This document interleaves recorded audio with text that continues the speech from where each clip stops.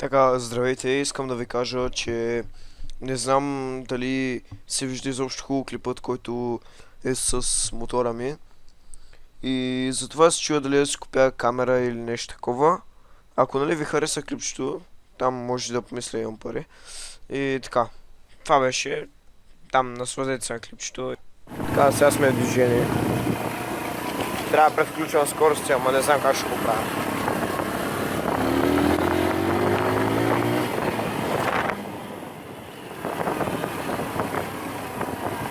Ще карам само на втора. С 5 скорости.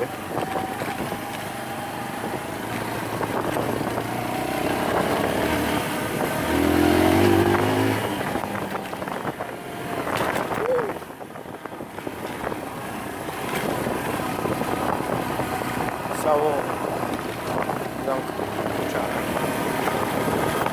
Ще трябва да превключа някак си.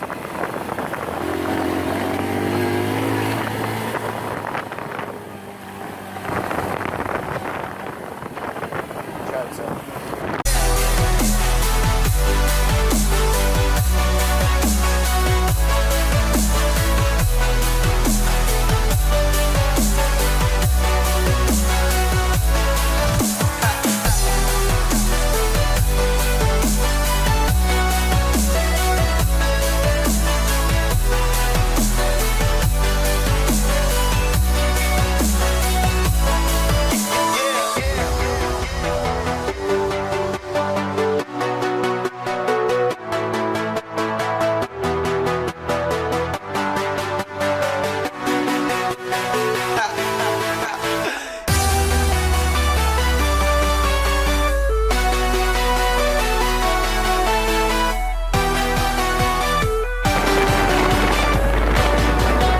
Сега го паркираме.